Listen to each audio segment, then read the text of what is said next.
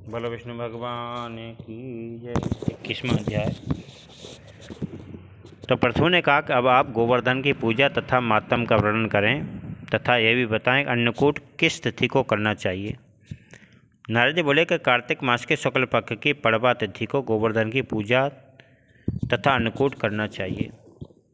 गोकुल अथवा गोवर्धन की पूजा तो पृथक है।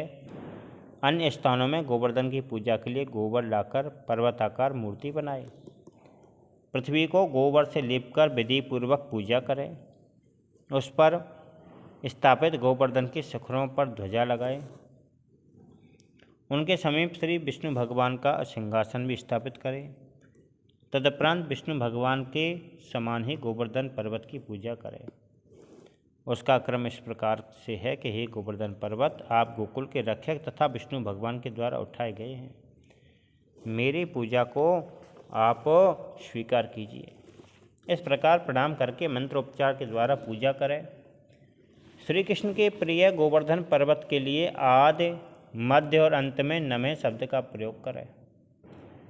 फिर 16 उपचारों के द्वारा इस प्रकार पूजा करें। आवाहन, आसन, पाद्य, अर्ध, आचमनियम, स्नान, वस्त्र, उपवीत, गंध, पुष्प, धूप, दीप, नैवेद्य, परिक्रमा तथा नमस्कार तथा विसर्जन, ये 16 उपचार कहे गए हैं। मीठा दूध, मालपुआ, विविध प्रकार के पकवान, अनेक प्रकार के वृक्षों के फल तथा नैवेद्य समर्पित करें।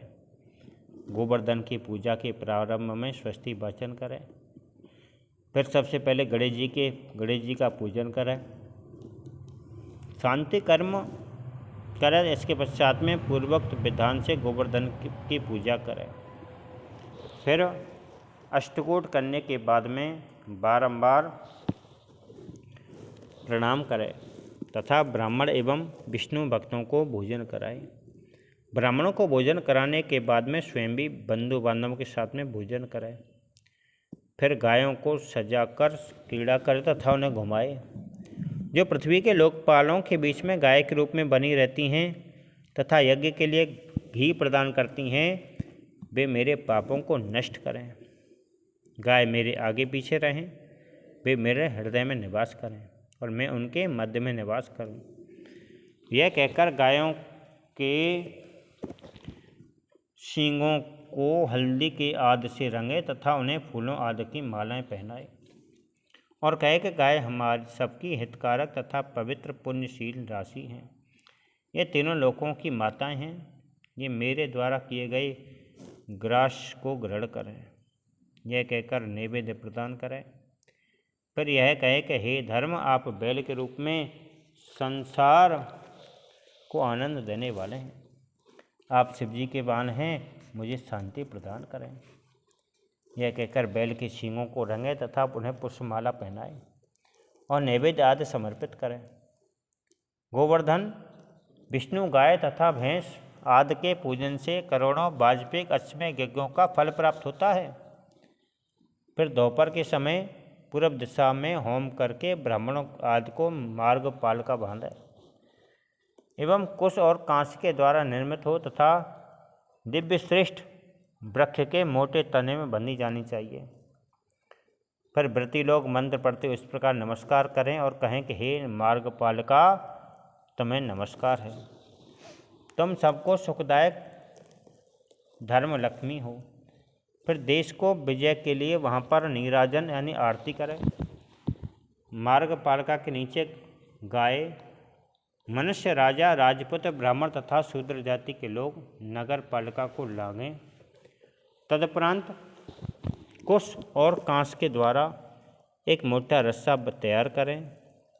मनुष्यों में एक ओर राजा तथा दूसरी ओर हीन वर्ण के लोग रहें तथा वे उस रस्से के एक एक छोर को पकड़कर बारंबार अपनी ओर खींचें। हीन जाति वाले अथवा राजपुत्र, इन दोनों में जिसकी जीत होती है वह वर्ष भर विजयी होता है। सायंकाल तने के नीचे कपड़े में मंडप बनाकर दैत्यराज बलि की पंचवर्णीय प्रतिमा तैयार करें। वह सुगठित शरीर वाली, किरीट तथा कुंडलों से युक्त, 2 भुजाओं वाली हो। गृहस्थ लोग बड़े आंगन में अपने माता पिता, पत्नी और भाई बहन के साथ में उनकी पूजा करें। मंत्रोपचार पूर्वक फल, वस्त्र, अक्षत, चंदन, धूप, दीप, उपहार आदि विविध प्रकार के दान राजा बलि के लिए देने चाहिए। हे राजन, ऐसा करने से सब सुख प्राप्त होता है। हे राजेंद्र, इसके बाद में गंध, पुष्प, धूप, वस्त्र, भोजन तथा दीपक आदि से जामाता अर्थात दामाद को पूजा करें। जो व्यक्ति प्रतिवर्ष इस प्रकार की पूजा करता है तो श्री कृष्ण देव की पूजा कृपा से उसे भक्ति और मुक्ति प्राप्त होती है। पृथु बोले, हे ब्राह्मण, बलि के दिन दामाद को क्यों पूजा जाता है तथा प्राचीन काल में यह पूजन किसके द्वारा किया गया था? नारद बोले, हे राजन, प्राचीन समय में सतयुग में समुद्र मंथन के बाद में जब लक्ष्मी जी उत्पन्न हुई और उन्होंने विष्णु भगवान का वर्ण किया, तब समुद्र ने अपनी गुणवती लक्ष्मी नामक पद्म हस्ता कन्या विष्णु भगवान को सौंपते समय पुत्री स्नेह के कारण अत्यंत प्रसन्नता एवं भक्तिपूर्वक विष्णु भगवान की पूजा करी। तब भगवान विष्णु ने प्रसन्न होकर समुद्र से कहा कि तुम्हारी जो इच्छा हो वर मांग लो।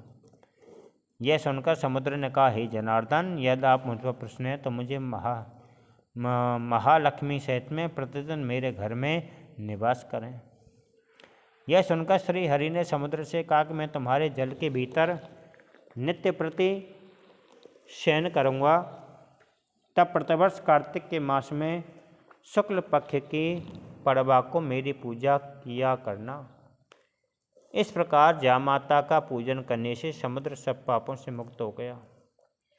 जिस प्रकार कार्तिक के महीने में जामाता की पूजा करके समुद्र ने सब पापों से मुक्ति प्राप्त करी, उसी प्रकार इस मास में जामाता की पूजा करके अश्वमेघ तथा यज्ञों का फल प्राप्त करना चाहिए। करोड़ों गाय, नगर, ग्राम तथा पृथ्वी को दान करने से जो पुण्य प्राप्त होता है वह केवल जामाता के पूजन से ही प्राप्त हो जाता है। मैं, ब्रह्मा, रुद्र तथा अन्य सभी देवता कार्तिक के मास में प्रतिप्रता को जामाता के शरीर में निवास करते हैं। अतः उस दिन उनकी पूजा समस्त फलों को देने वाली सिद्ध होती है। बोलो विष्णु भगवान की जय।